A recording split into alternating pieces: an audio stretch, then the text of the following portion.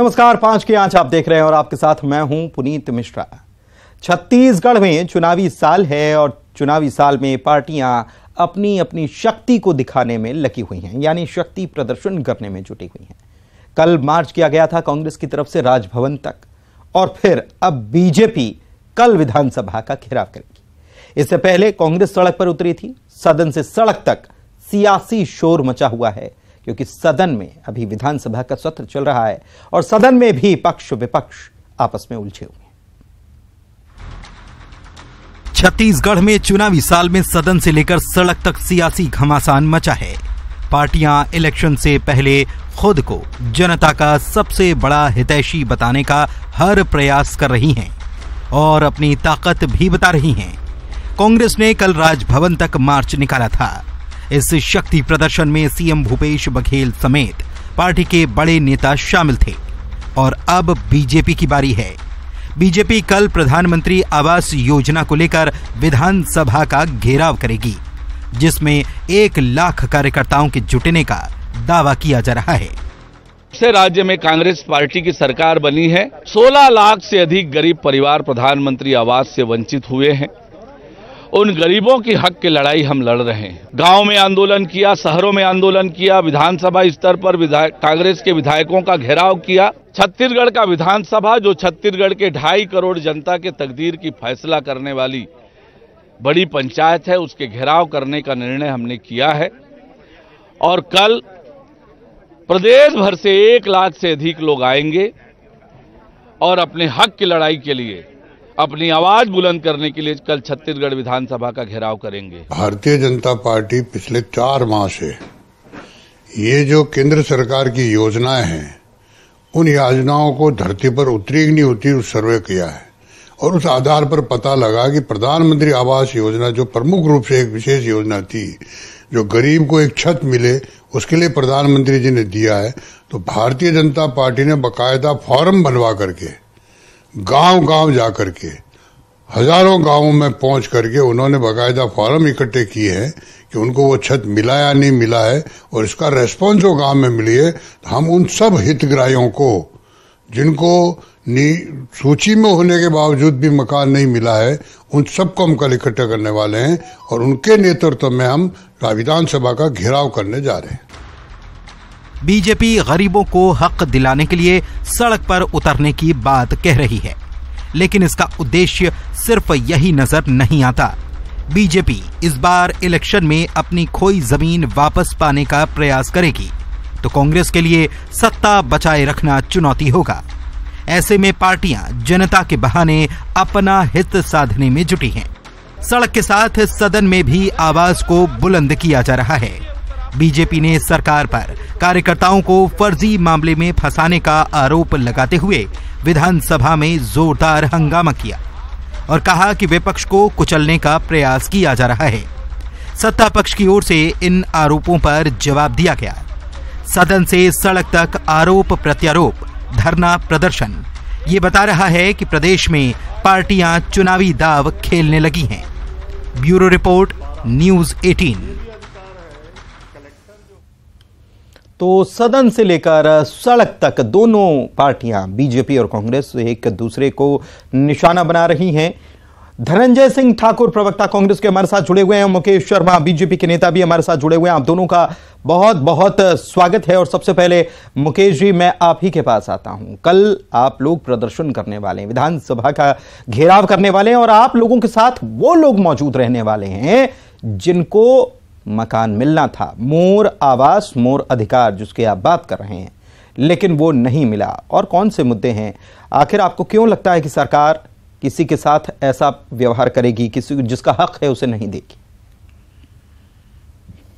देखिए पुनीत जी, हमारे यशस्वी प्रधानमंत्री माननीय नरेंद्र मोदी जी गरीबों को राहत पहुंचाने के लिए उनको आवाज देने का एक योजना चलाए थे। तो गरीबों को लगातार अनेक रूपों से, चाहे वो उनके घर तक पेयजल पहुंचाना हो, शौचालय पहुंचाना हो, और चाहे वो गैस का सिलेंडर हो, चाहे उसको छत देना, तो ऐसे प्रधानमंत्री आवास योजना के माध्यम से देश के गरीबों को आवास उपलब्ध कराने की योजना लेके आए थे।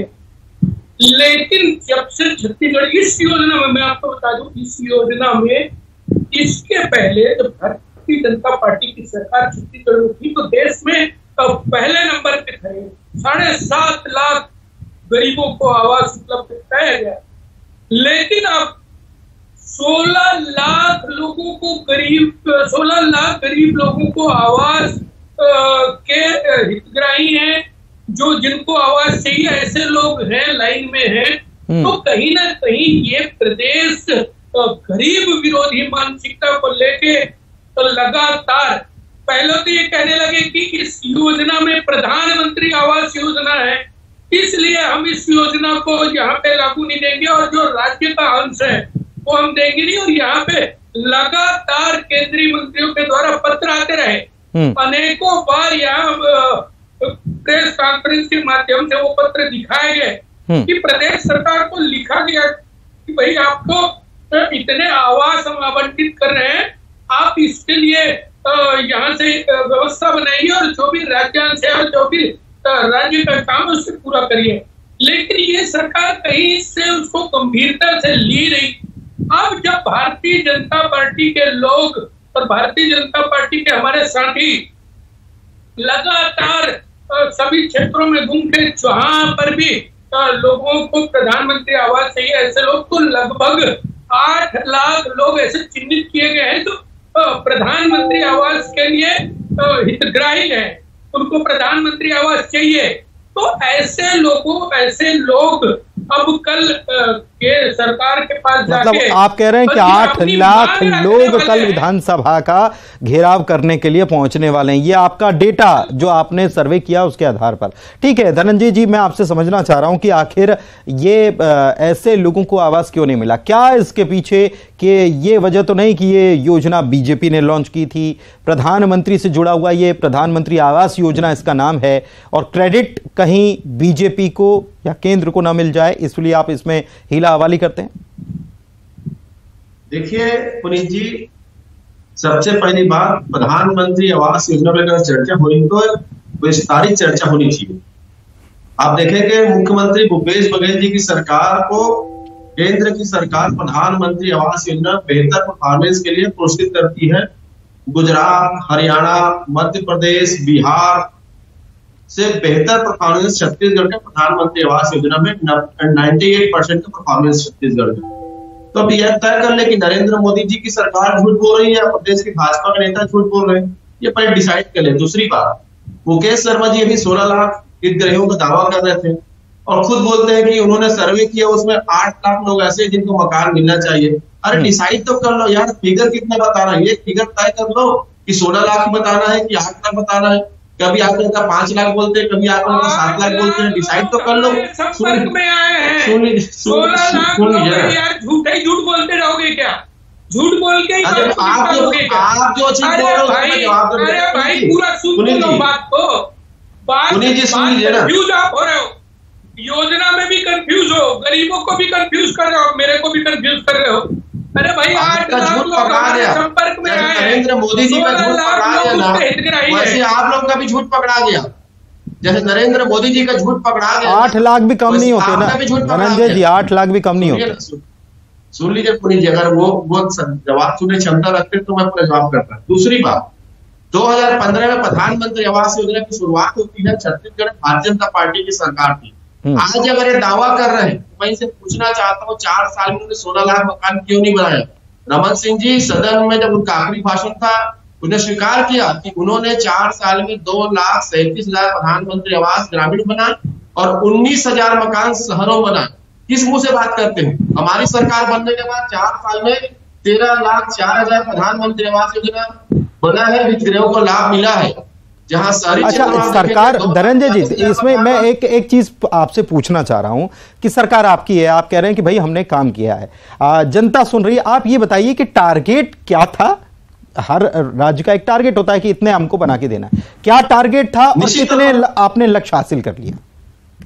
देखिए, केंद्र सरकार के द्वारा जो टारगेट हमारी सरकार को दिया गया था उसमें 98% हमने परफॉर्मेंस किया है, क्योंकि टारगेट तो केंद्र सरकार तय करता है ना। जैसे अभी 79,000 मकान बनाने का टारगेट हमको मिला हुआ है, उसमें काम चल रहा है। तो टारगेट फिक्स करने का काम तो केंद्र सरकार का है, हमको तो उसमें काम करना है। और राज्यांश की आप देखेंगे, हम शहरी क्षेत्रों में 2100 करोड़ का राज्यांश दिए हैं, ग्रामीण क्षेत्रों में 8000 करोड़ का। लेकिन बीच में धनंजय जी आप लोगों की तरफ से यह भी कहा गया था कि वो राशि जो है वो पहले ही ले ली गई, लैप्स हो गई, वो पहले ही प्रधानमंत्री, क्योंकि जो दी गई थी वो राशि जो आवंटित होती है केंद्र की तरफ से, वो वापस ले ली गई थी। ये बीच में आप लोगों की तरफ से कहा गया था। ये हम नहीं कहते थे, भारतीय जनता पार्टी झूठ फैलाती थी। हम तो वही सवाल पूछते हैं ना, केंद्र सरकार अपनी योजना को लेकर ईमानदार है, ईमानदार होती तो क्या गुजरात छत्तीसगढ़ से बेहतर परफॉर्मेंस नहीं करता? गुजरात में क्यों प्रधानमंत्री आवास नहीं बन पाया? ठीक है मुकेश जी, ये तथ्य जो धनंजय जी कह रहे हैं कि भाई 98% अचीवमेंट है और जो टारगेट उसको 98% अचीव किया है, क्या है इसके पीछे आपके पास जवाब, तर्क? ये 8 लाख लोग हितग्राही जिनको मकान नहीं मिला है, ये हम बोल रहे हैं। हितग्राहियों का आवेदन आया है और इनके ग्रामीण विकास मंत्री ने पत्र लिख के वो विभाग छोड़ा हुआ है। क्या ये कहते हैं कि इनके मंत्री भी झूठ बोलते हैं? 8 लाख मतलब आप मानते हैं कि आप झूठ बोल रहे, मान रहे हो ना? 8 लाख आप मान रहे हैं कि आपके मंत्री आपके नेता झूठ बोल रहे, मान रहे हो ना? पत्र पढ़ लीजिए एक बार उनका, उसके बाद बताइए। आपके पास उन्होंने कहा कि भारतीय जनता पार्टी झूठ मानते हो ना कि भारतीय जनता पार्टी को धरातल का ज्ञान नहीं मानते हो ना? बोल के जब इनके पास जवाब है तो बीच में बोल के बातों को आगे बढ़ाएंगे। ये तरीका है, ये तरीका है। नहीं मुकेश जी मैं सीधे आपसे मेरा मुकेश जी मेरा सीधे आपसे सवाल है। जो धनंजय जी ने कहा कि टारगेट जो है वो केंद्र तय करती है। देखिए पात्र हितग्राही तो 8 क्या 16 क्या और भी हो सकते हैं जो आवेदन करेंगे। सवाल ये है कि प्रावधान कितने का है कि एक साल में इतने मकान बनने चाहिए थे। छत्तीसगढ़ सरकार ये कह रही है कि सुन तो लीजिए सर कि उन्होंने 98% अचीव किया, जो टारगेट था उसको 98% अचीव कर लिया है। आपके पास क्या डेटा, सुन तो लीजिए सर, आपके पास क्या डेटा है इसके जवाब में? कुछ डेटा बताइए ना कि ये डेटा था, ये सही नहीं बता रहे हैं। तो 2011 के अनुसार जो सर्वे था उसके अनुसार और 2016 में आवास प्लस उसमें और 4 लाख शहरी आवास देना था। ऐसे मिला के कुल 16 लाख लोगों को मकान देना बाकी है। 7.5 लाख मकान भारतीय जनता पार्टी के कार्यकाल में छत्तीसगढ़ में बने हैं। उसके बाद एक मकान इन्होंने बनाया नहीं है, एक मकान। ये इनके मंत्री एक मकान नहीं बनाया, बिल्कुल नहीं बनाया। एक मकान नहीं। अब धनंजय जी कुछ कहना चाह रहे हैं। और देखिए एक बात तो नहीं मुकेश जी, आप कह रहे हैं 7.5 लाख, आप कह रहे हैं 7.5 लाख, जबकि सुन लीजिए मुकेश धनंजय जी का ये कहना है कि 2-2.5 लाख तो ग्रामीण क्षेत्रों में और 19,000 शहरी क्षेत्रों में। ये डॉक्टर रमन सिंह ने माना था, सदन में कहा था। आप कुछ कह रहे हैं धनंजय जी, पहले सुनते हैं उस बात को, क्योंकि केवल आपके कहने से नहीं होगा, जनता को भी समझना चाहिए ना चीजें। 2011 और 2016 में अगर 16 लाख लोगों को मकान मिलना था, ये भाजपा नेता करे ना। 2011 में किसकी सरकार थी? 2015 तक किसकी सरकार थी? 2016 की। फिर डॉक्टर रमन सिंह सदन में क्यों बोले कि मात्र उन्होंने 2,37,000 मकान बनाने का काम किया है? क्यों बोले भाई? क्या प्रदेश के गरीबों के साथ धोखा देने का रमन सिंह की सरकार ने किया? और एक बात सदन में है, पुनीत जी ये देख लीजिएगा, मैं आपको जो लीगल डॉक्यूमेंट वो दिखा रहा हूँ सदन की ना, एक पूरा डॉक्यूमेंट अवेलेबल है। सदन की कार्रवाई के 17-18 में रमन सिंह बोलते हैं कि उन्होंने मात्र 4,88,000 मकान का टारगेट किया था और 2,37,000 मकान 4 साल बना पाए। मुकेश जी अब जवाब दीजिए, मुकेश जी जवाब दीजिए। मुकेश जी ये तो सदन में जवाब है ना तत्कालीन मुख्यमंत्री का। देखिए इसके पहले जो 2011 के सर्वे था उसके उस समय 16 लाख के आसपास जो 7.5 लाख मकान बचे थे, 8 लाख के करीब उस समय के मकान और उसके बाद के आवास प्लस 2016 में आवास प्लस आया और उस मकानों को एक भी मकान इन्होंने बनाया नहीं।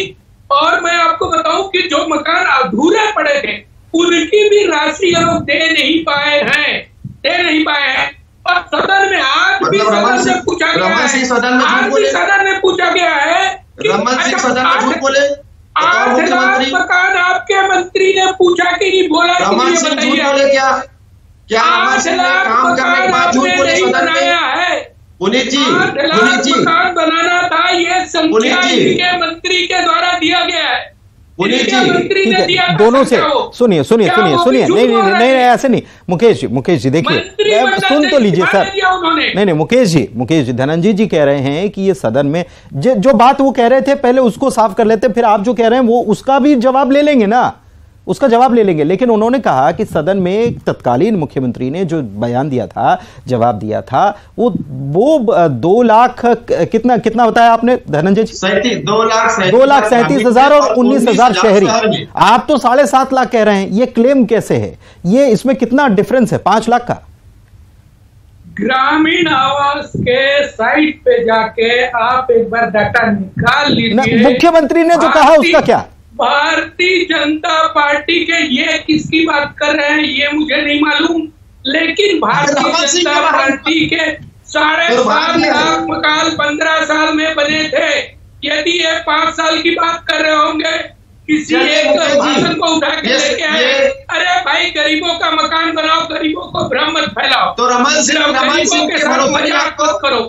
आप सदन में रमन सिंह करते हैं, कहीं से कंफ्यूज करते हैं, ये क्या बात? निकालो ना, क्या बात करते हैं? में रमन सिंह का 8 लाख तो बड़े आंकड़े हैं। देखिए बड़े आंकड़े हैं। कोई कह रहा है 2.25 लाख, कुछ 2.25 लाख, कोई 8 लाख, 16 लाख, कितने 7.5 लाख। इतने सारे आंकड़ों में तो कोई भी व्यक्ति उलझ कर रह जाएगा। लेकिन जो पात्र हितग्राही है, जो अपने घर का सपना देखता है, क्या उसका सपना अभी तक पूरा हो पाया है? और किन की वजह से नहीं हो पाया, या कौन नहीं चाहता है, या कौन चाहता है लेकिन कर नहीं पा रहा है, ये तो सब जनता तय कर रही है, जनता देख रही है। क्योंकि अपने घर का सपना तो सबका होता है, और जितनी जल्दी पूरा हो जाए उतना जल्दी अच्छा, क्योंकि लोगों की उम्र बीत जाती है। इसके बावजूद इस आवास योजना पर संग्राम छिड़ा हुआ है। जनता तय कर लेगी। जनता के दरबार में आप दोनों हैं। बहुत शुक्रिया आप दोनों का हमारे साथ चर्चा में शामिल होने के लिए। नमस्कार।